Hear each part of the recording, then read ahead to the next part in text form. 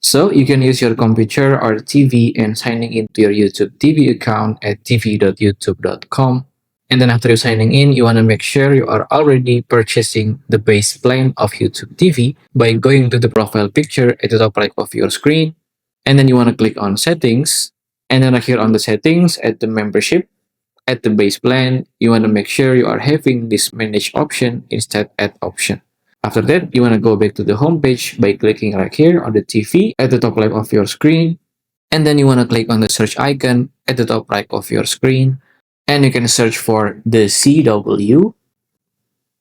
Here on the CW on the network, you want to click on it.